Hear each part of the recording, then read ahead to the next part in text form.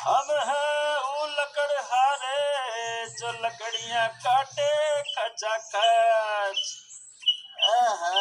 क्या बात है भाई, एकदम सुर ताल में आ जाए। क्या कहे, हम हैं लकड़हारे जो लकड़ियां काटे खचाखच और बेचे बाजार में खूब सारी लकड़ियां। ये क्या है भाई? ये तो गुफा है।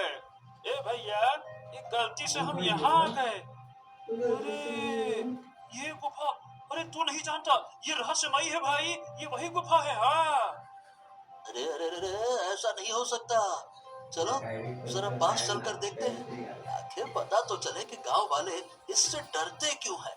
हम भी तो जाने क्या रहस्य है इसका। फिर दोनों लकड़हारे वाले धीरे धीरे गुफा के नजदीक बढ़ते हैं। जैसे ही वे गुफा के द्वार के पास पहुंचते हैं, तभी अचानक गुफा के मुहाने पर ढेर सारा सोना, चांदी और कीमती खजाने की तेज चमक दिखाई देने लगती है। अरे भाई, ये क्या खोदा पहाड़ निकली चुहिया। अरे गांव वाले कोई इसे जादू ही बोलते हैं तो कोई रहस्यमयी, कोई ये नहीं बोलता कि यह खजाना ही खजाना है। अरे ऊपर वाला जब भी देता देता चप्पड़ फाड़ के। सही कहा भाई, चप्पड़ फाड़ा ही के मिला है। चलो चलो जल्दी उठा लेते हैं, अपनी तो पांचों उंगलियां घी में तर है। दोनों लकड़हारे खजाना उठाने के लिए आगे बढ़ते हैं। खजाना गायब हो जाता है। अरे ये कोई चक्कर है भैया, ये तो सारे का सारा खजाना गायब हो गया। अरे रे रे रे रे रे रे, ये क्या हो रहा है? अचानक चारों तरफ तेज रोशनी फैल जाती है और दोनों डर के मारे जोर जोर से चिल्लाने लगते हैं और गुफा दोनों को तेजी से अपनी तरफ खींचने लगती है। अरे अरे अरे, मैं कहाँ खींच रहा हूँ? अरे अरे अरे अरे, बचाओ बचाओ, पकड़ो पकड़ो पकड़ो मुझे। अरे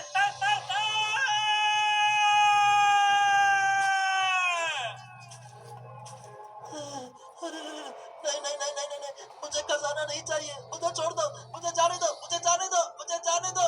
अरे कौन है जो मुझे खींच रहा है? रोको। आ!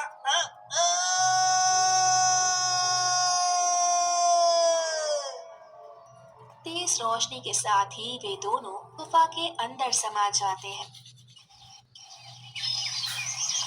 ऐसे ही कुछ दिन बीत जाते हैं। वहीं दूसरी तरफ उसी गांव में एक धनी आदमी रहता था जिसका नाम सुरेश था। उसकी ईमानदारी की मिसाल पूरे गांव में दी जाती थी। एक एक करके सभी गांव वाले अपने अपने घरों से सोना, चांदी और खजाना लेकर सुरेश के घर के पास आ जाते हैं। हाँ हाँ, सुरेश, ये लो भाई। ये देखो, मेरे पास इतने सारे सोने के सिक्के इकट्ठा हो गए हैं, तुम इन्हें अपने पास सुरक्षित रख लो। हाँ हाँ रामू, क्यों नहीं, तुम तो जानते ही मैं पूरे गांव वालों का खजाना बहुत ईमानदारी से संभाल कर रखता हूँ। मैं इसे भी सुरक्षित जगह पर रख दूंगा। हाँ। फिर सुरेश रामू से खजाना ले लेता है। धीरे धीरे पूरे गांव के लोग अपना अपना खजाना सुरेश के पास जमा कर देते हैं और वहां से चले जाते हैं। चलो, अब इतना सारा खजाना आ गया है, जल्दी से इसे गुफा में रख देता हूँ। तभी पीछे से उसकी पत्नी कुंती आ जाती है। ये पूरे गांव वाले तुम पर कितना अंधविश्वास करते हैं। अपनी जिंदगी की पूरी कमाई तुम्हें सौंप कर चले जाते हैं। वे कुंती कुंती कुंती, तुम नहीं जानती कुछ भी। ये लोगों का विश्वास जीतने के लिए क्या क्या नहीं करना पड़ता है, लेकिन मैंने सबका भरोसा जीत लिया है। अब तुम चिंता ना करो, बहुत जल्दी हमारी किस्मत बदलने वाली है। दोनों खुश हो जाते हैं और आधी रात होते ही सुरेश सारा खजाना लेकर घने जंगलों से होता हुआ उसी रहस्यमय गुफा तक पहुंचता है। वो गुफा के अंदर सारा खजाना रख देता है। कोई भी उस गुफा का रहस्य कभी नहीं सुलझा पाएगा। मैंने यहाँ खजाना इसीलिए रखा है ताकि मेरी मर्जी के बिना कोई भी उसे छू भी ना सके। और साथ ही गांव में ये खौफ भी फैला दिया है कि गुफा रहस्यमयी है, कोई इसके आसपास भटकेगा भी नहीं। फिर सुरेश वहां से अपने घर चला जाता है। वहीं दूसरी तरफ सुरेश का छोटा भाई मोहन अपनी पत्नी नगला के साथ एक झोपड़ी में रहता था। ये क्या जिंदगी है, आप दिन रात लकड़ियां काटते हो, फिर भी हमें 2 वक्त की रोटी तक नसीब नहीं होती। मैं इस गरीबी से थक चुकी हूँ। अरे क्या करूं भाग्यवान, मेहनत तो मैं पूरी ही करता हूँ। खैर तुम देखना बहुत जल्दी हमारी हालत सुधरेगी। आपसे कुछ नहीं होने वाला। अपने बड़े भाई को देखो, पूरे गांव में कितनी इज्जत है। सभी लोग अपना खजाना तक उसे सौंप देते हैं और वो और उसकी पत्नी कितनी अच्छी जिंदगी जी रहे हैं और हम यहाँ भिखारियों जैसी जिंदगी जी रहे हैं। देखो, वो पैसे कमाते हैं तो अच्छी बात है, लेकिन किसी को देखकर इस तरह जलन करना ये भी ठीक बात नहीं होती है। बस बहुत हो गया।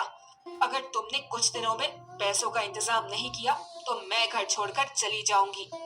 विमला की बात सुनकर मोहन चुप हो जाता है और बिना कुछ कहे घर से निकल पड़ता है और घने जंगलों की तरफ जाने लगता है। हाँ, आज मुझे किसी भी तरह लकड़ियां काट कर ले जाकर बेचना ही होगा, नहीं तो विमला मुझे छोड़कर चली जाएगी। और मैं विमला से बहुत प्रेम करता हूँ, उसे किसी भी कीमत पर खोना तो नहीं चाहता।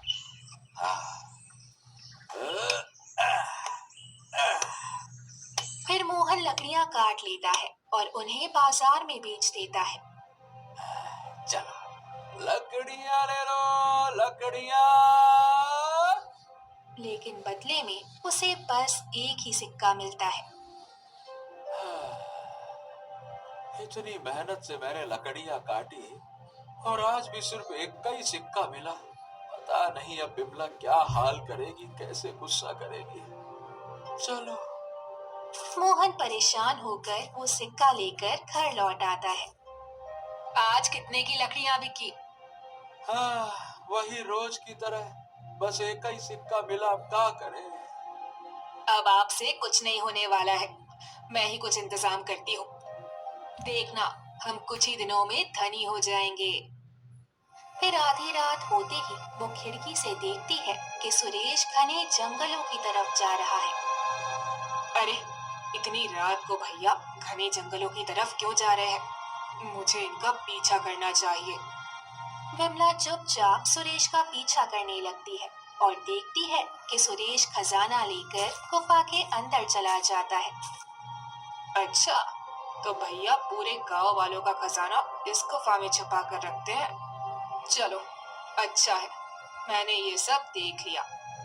अब कल सुबह होते ही मैं ये सारा खजाना लेकर चली जाऊंगी। मेरी सारी गरीबी दूर हो जाएगी। फिर विमला खुश होकर अपने घर वापस आ जाती है। अगली सुबह होते ही, चलो, मैंने रात में भैया को गुफा में खजाना छुपाते हुए देख लिया था। अब जल्दी से जाकर सारा खजाना निकाल लेती हूँ। विमला घर से निकल पड़ती है और गुफा के पास पहुँचती है। तभी गुफा के द्वार पर ही ढेर सारा सोना और चांदी चमकता हुआ दिखता है। अरे, इतना सारा खजाना! ये तो मैंने अपने पूरे जीवन में कभी नहीं देखा। चलो, अब जल्दी से ये सारा खजाना ले लेती हूँ। मेरी सारी गरीबी दूर हो जाएगी।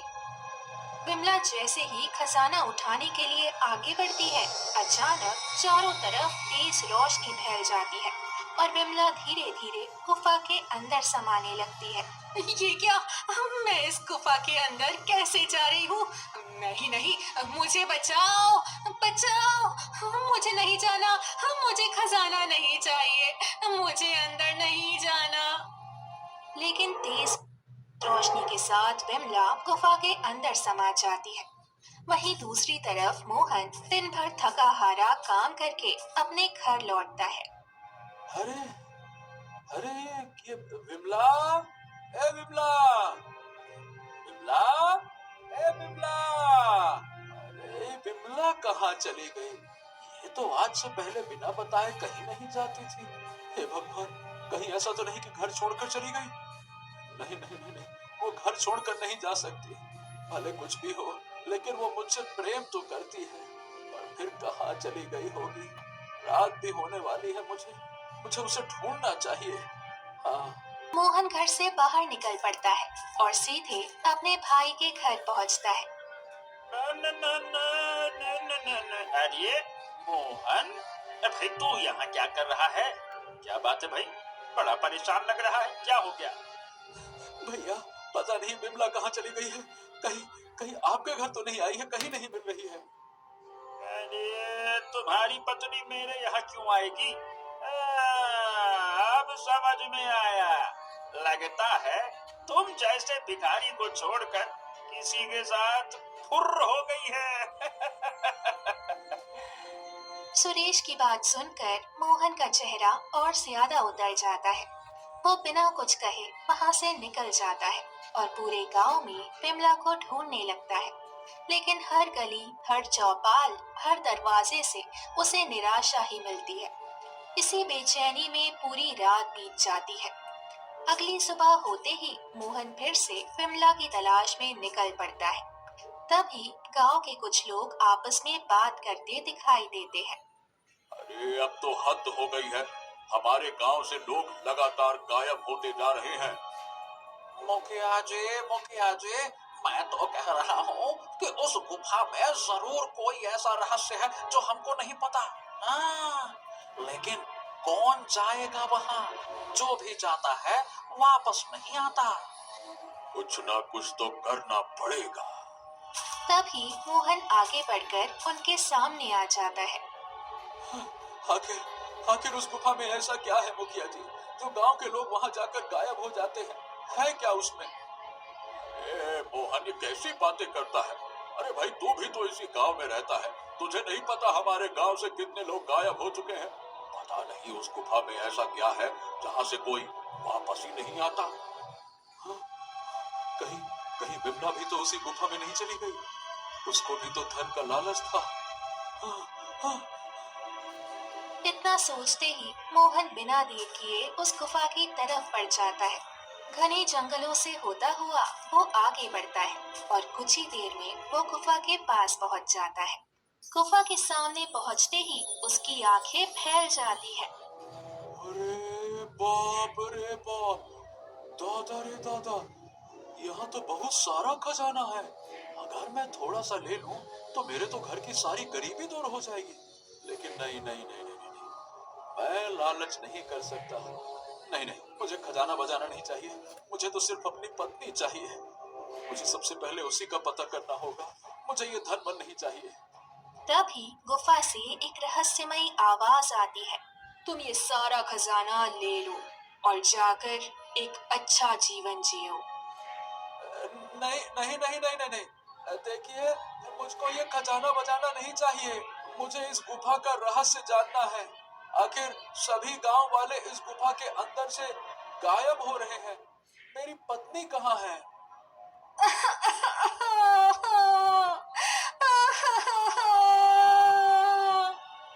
अरे अरे अरे, सुनो, तुम रो क्यों रही हो? साफ साफ बताओ, आखिर इसका रहस्य क्या है? बताओ, मैं जो होगा मदद करूंगा। अगर तुम्हें मेरा रहस्य जानना है तो तुम्हें खुद ही पता करना होगा। अगर मैं अपना रहस्य अपने मुंह से बताऊंगी तो मेरी कभी मुक्ति नहीं हो पाएगी और मैं हमेशा इसी तरह तड़पती रहूंगी। इसीलिए तुम्हें मेरा रहस्य खुद ही पता करना होगा। अच्छा, चलो ठीक है, मैं इन गांव वालों को छुड़ाने के लिए और तुम्हारा रहस्य सुलझाने के लिए मैं सब कुछ पता जरूर करूंगा, चिंता मत करना। मैं करूंगा करूंगा।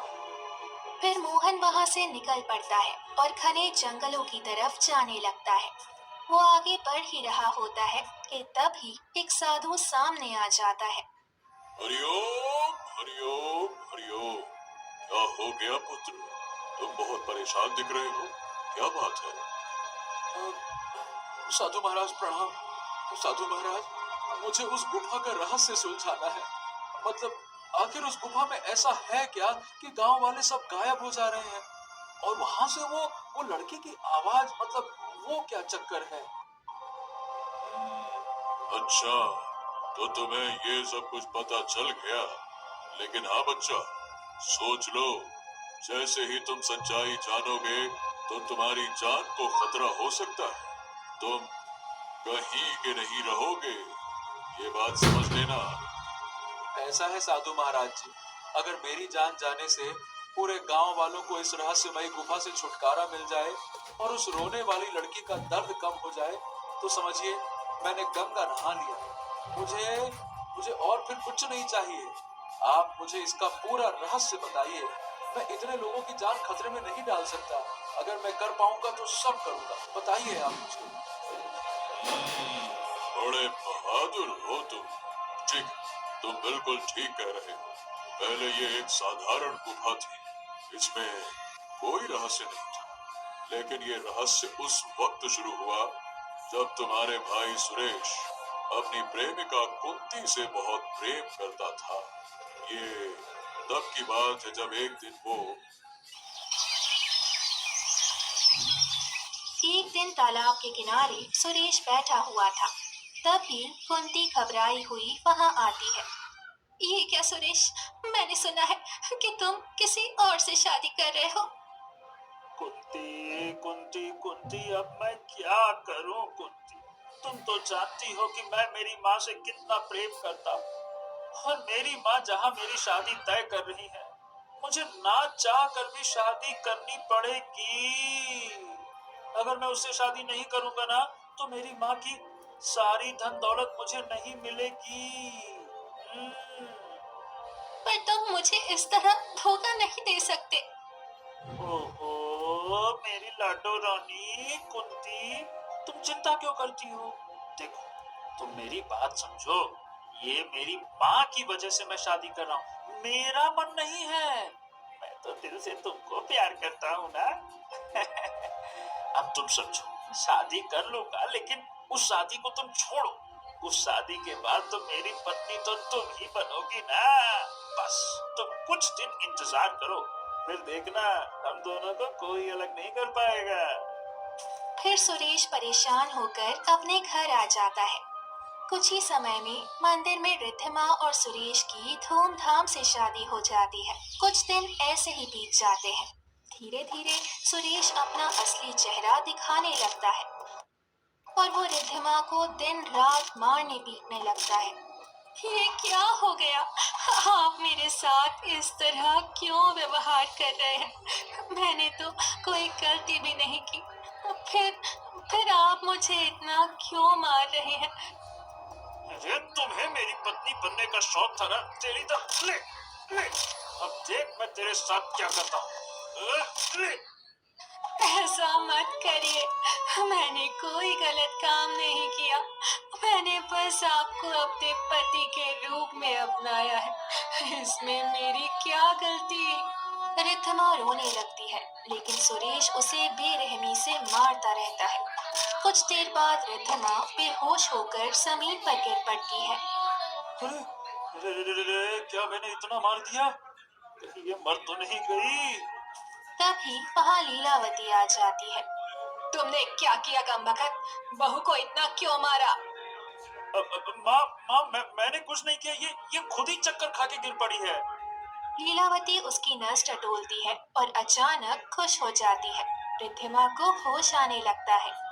ये क्या, बहू तो गर्भवती है, तुम्हारी पत्नी माँ बनने वाली है। सुरेश, अब से इसका अच्छे से ध्यान रखना। हैं? अरे माँ, ये कैसे हो सकता है? कैसे नहीं हो सकता? अरे तुम दोनों पति पत्नी हो तो बच्चा तो होगा ही। बहू, अब से अपना पूरा ध्यान रखना। मैं हमेशा तुम्हारे साथ रहूंगी और अपने आने वाले पोते या पोती का चेहरा देख कर ही मरूंगी। फिर समय बीतता जाता है और रिद्धिमा एक बेटी को जन्म देती है, लेकिन सुरेश दिन प्रतिदिन और ज्यादा परेशान रहने लगता है। कुछ समय बाद अचानक लीलावती की मौत हो जाती है। माँ की मौत के बाद सुरेश के मन में एक खतरनाक साजिश जन्म लेती है। अब तो माँ भी चली गई और अब मुझे इस नाटक को निभाने की जरूरत नहीं। अब मुझे इससे पीछा छुड़ाना होगा। कल सुबह देखना मैं क्या करता हूँ। सुरेश परेशान बैठा रहता है। तभी वहाँ कुंती आ जाती है। देखो, तुम्हारे चलते मैंने 2 साल तक शादी नहीं की और तुम एक बच्चे के पिता बन गए। अब तुम्हारी माँ भी इस दुनिया में नहीं रही। अब अपनी पत्नी को छोड़ दो और मुझे अपनी पत्नी बनाओ। अरे मेरी लाडो रानी, क्यों नहीं क्यों नहीं, मैं इसी पल का तो इंतजार कर रहा था। माँ तो वैसे भी मर चुकी है। अब मुझे उसे झेलने की कोई जरूरत नहीं है। मन तो करता है कि उसका गला दबा के, समझ लो, एक एक पल मैं तुम्हारे बिना तड़पा। चलो इसी वक्त हम शादी कर लेते हैं और फिर उसके बाद हम दोनों हमेशा के लिए एक हो जाएंगे। चलो कुंती, आ जाओ। फिर सुरेश कुंती को लेकर मंदिर जाता है और दोनों की शादी हो जाती है। शादी के बाद जैसे ही सुरेश कुंती को लेकर घर लौटता है, ये आपने क्या किया? मैं आपसे इतना प्रेम करती थी और आपने मेरे रहते दूसरी शादी कैसे कर ली? ऐसा है, मैंने माँ के दबाव में तुमसे शादी की थी। मेरा प्रेम तो हमेशा से कुंती ही थी, तो मेरी असली पत्नी वही है। अब तुम यहाँ से या तो चली जाओ या फिर देखो मैं तुम्हारे साथ क्या क्या करता हूँ। आप ऐसे नहीं कर सकते। मेरी एक मासूम सी बेटी है, मैं उसे लेकर कहाँ जाऊंगी? अगर आपने मुझे निकाला तो मैं मुखिया और गांव के सरपंचों से आपकी शिकायत कर दूंगी। अच्छा, तो 2 कौड़ी की औरत होकर तुम मेरे प्रेम पर उंगली उठा रही हो? सुरेश, बस बहुत हो गया। मैंने इतने दिन तुम्हारी माँ का ताना सहा, अब तुम्हारी बीवी का ताना नहीं सहूंगी। अरे इसकी इतनी हिम्मत बढ़ गई, चलो इसे सबक सिखाते हैं।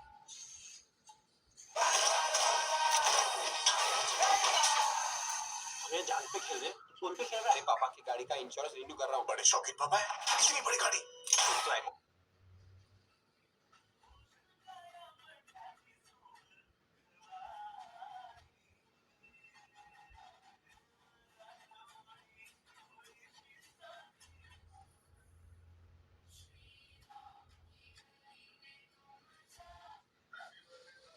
कुंती मासूम बच्ची को उठा लेती है। सुरेश रिद्धिमा के बाल पकड़कर उसे घसीटते हुए जाता है। ये आप क्या कर रहे हैं? मुझे छोड़ दीजिए। मेरी बच्ची को कहाँ ले जा रहे हैं? अब ऐसी जगह ले चलूंगा तुझे जहाँ से तू और तेरी बेटी हमेशा के लिए गायब हो जाओ और हमारे प्रेम के बीच में कभी नहीं आ पाओ। रिद्धिमा चीखती चिल्लाती रहती है। सुरेश और कुंती रिद्धिमा और उसकी मासूम बच्ची को गुफा में ले जाते हैं। चलो अब यहीं इन दोनों को मारकर फेंक दो, किसी को कुछ पता नहीं चलेगा। अब तुम ठीक। नहीं, आप ऐसे नहीं कर सकते।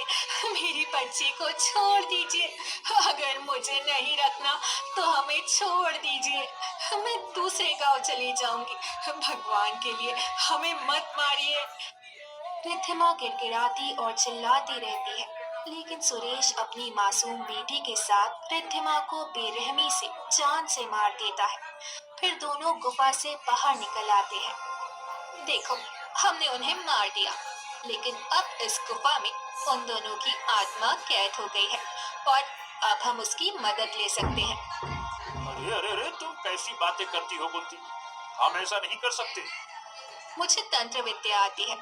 मैं उसकी आत्मा को अपनी पहरेदारी में रख सकती हूँ। जब तुम 2 साल तक मुझसे मिलने नहीं आए थे, उसी वक्त मैं एक तांत्रिका की शिष्या बनी और जादू टोना सीख लिया। अब देखो मैं क्या करती हूँ। फिर कुंती मंत्र पढ़ने लगती है। तभी अचानक गुफा में तेज रोशनी फैल जाती है और पूरी गुफा रोशनी से भर जाती है। हैं?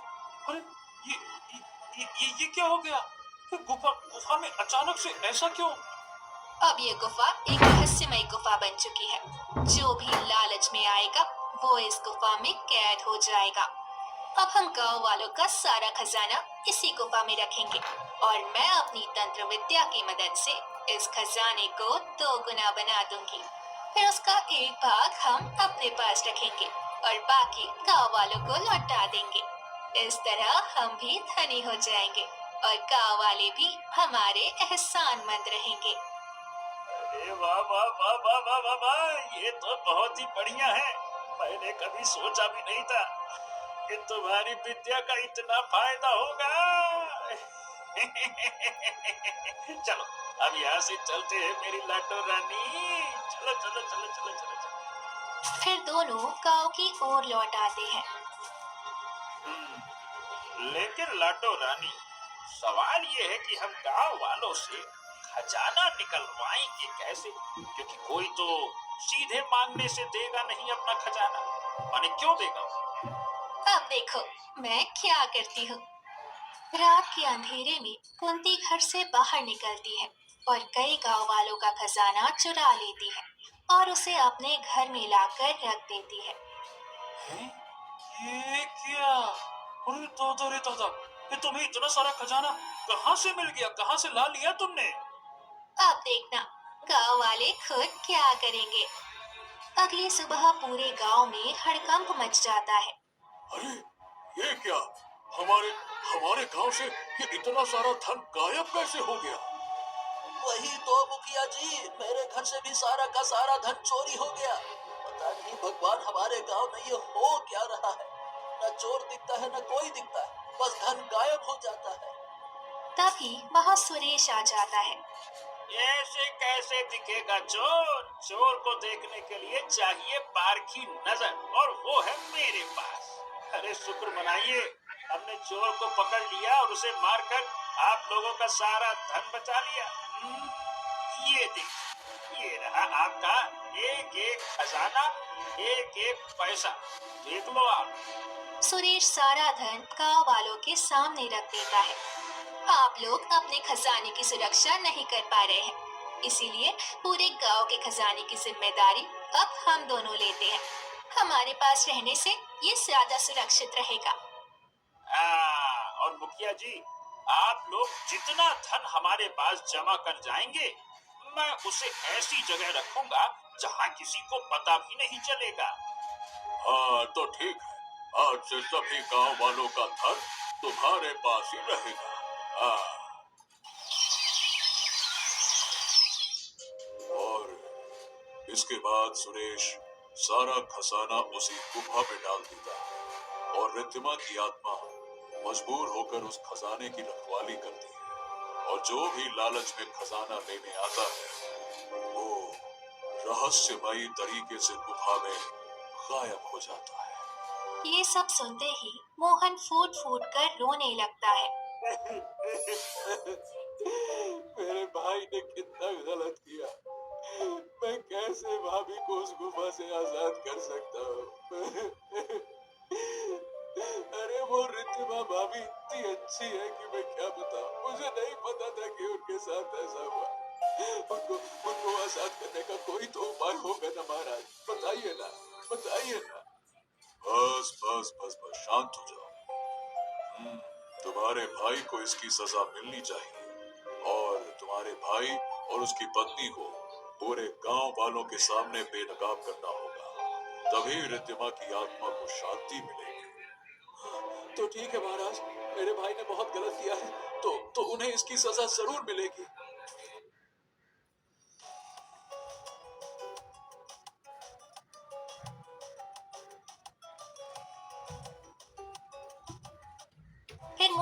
बेहद परेशान हालत में वहां से निकल जाता है और सीधा गांव की चौपाल पर पहुंच जाता है, जहां पहले से ही गांव वाले डरे सहमे बैठे होते हैं।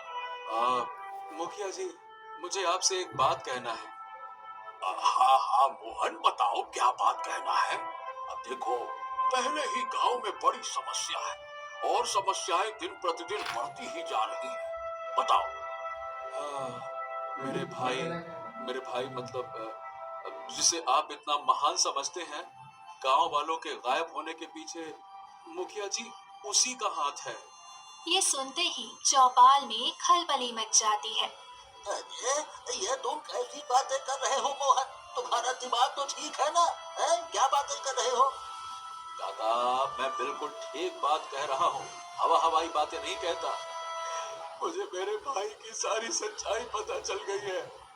आपको पता है, मोहन रोते हुए अपने भाई की सारी सच्चाई गांव वालों के सामने रख देता है, जिसे सुनकर सभी के पैरों तले जमीन खिसक जाती है। अगर उसने इतना बड़ा अपराध किया है तो आज उसे इसका जवाब देना ही होगा। ये तो जघन्य अपराध है। फिर सभी गांव वाले गुस्से में इकट्ठे होकर सुरेश के घर जाते हैं। क्या बात है भाई, आज सारे के सारे गांव वाले एक साथ। अरे सब ठीक ठाक तो है ना? अरे बस कर जाओ भैया, बहुत हो गया। ये बनावटी मुखौटा आपने बहुत दिनों तक पहन रखा था। अब आपकी सच्चाई सबके सामने आ चुकी है। आपने भाभी और अपनी मासूम बेटी को मारकर उन्हें गुफा में कैद कर दिया और उसी के बदले हम सबसे धन लेकर उसे 2 गुना करवाते रहे। आपको शर्म आनी चाहिए, शर्म आनी चाहिए। तुम लोग झूठ बोल रहे हो, ऐसा कुछ नहीं है। चुप हो जाओ।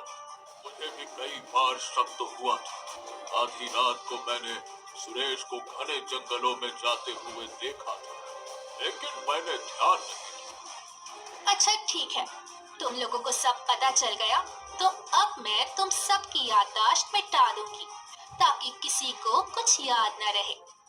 उसी पल पीछे से वो साधु आ जाता है। बस करो बस, अब तुम कुछ नहीं कर सकती हो, बहुत हो गया। तुम यहाँ क्या कर रहे हो? जब तुम तांत्रिक के शिष्य बन रही थी, उससे पहले ही मैंने तुम्हें चेतावनी दी थी कि उसके पास मत जाना, लेकिन तुमने मेरी बात नहीं मानी और अपनी शक्तियों का इतना गलत उपयोग किया कि ये मैंने कभी सोचा भी नहीं था, और अब तुम्हें इसकी सजा मिलेगी। ओम नमो राम, नमो नमो। फिर साधु जोर जोर से मंत्र पढ़ने लगता है। देखते ही देखते कुंती की सारी तंत्र विद्या उससे छिन जाती है और वो जमीन पर घुटनों के बल गिर जाती है। ये क्या हो गया? मैं अपनी सारी विद्या भूल कैसे गई? जो गलत विद्या का इस्तेमाल करता है, मैं उसकी शक्ति भुलाने की ताकत रखता हूँ। तुम्हारी सारी सच्चाई अब सामने आ चुकी है और तुमने तांत्रिक से जो भी तंत्र विद्या सीखी थी, अब तुम उसे भूल चुकी हो। ये सुनते ही सभी गांव वाले गुस्से में आग बबूला हो जाते हैं। सभी गांव वाले सुरेश और कुंती को पकड़कर घसीटते हुए गुफा के सामने ले आते हैं। देखो रिद्धिमा भाभी, मैं भैया और उस अपराधी कुंती दोनों को लेकर आया हूँ। देखो भाभी, देखो, और पूरे गांव को आपके बारे में सब कुछ बता दिया है। अब आप मेरी पत्नी और गांव वालों को छोड़ दीजिए ना भाभी। इतना कहते ही अचानक गुफा के चारों तरफ तेज रोशनी फैल जाती है और गुफा के बाहर रिद्धिमा की आत्मा प्रकट हो जाती है। आज मेरी आत्मा को सुकून मिला कि सभी गांव वालों के सामने इस बनावटी मुखौटे का सच उजागर हो गया। मुझे माफ कर देना रिद्धिमा बेटा। तुम गांव से गायब हो गई थी, लेकिन हमने तुम्हारी कोई खोज खबर ही नहीं। अगर हम समय रहते सच्चाई जान लेते तो शायद आज तुम्हारे साथ ये सब नहीं होता। माफ कर देना बेटा, क्या कहे, माफ कर देना। कोई बात नहीं, देर से ही सही, लेकिन आज सच्चाई सबके सामने आ गई है। अब मुझे जाना चाहिए। इतना कहते ही तेज रोशनी फैलती है और रिद्धिमा की आत्मा वहां से चली जाती है। उसी समय गुफा से सभी गांव वाले और विमला भी बाहर निकल आते हैं।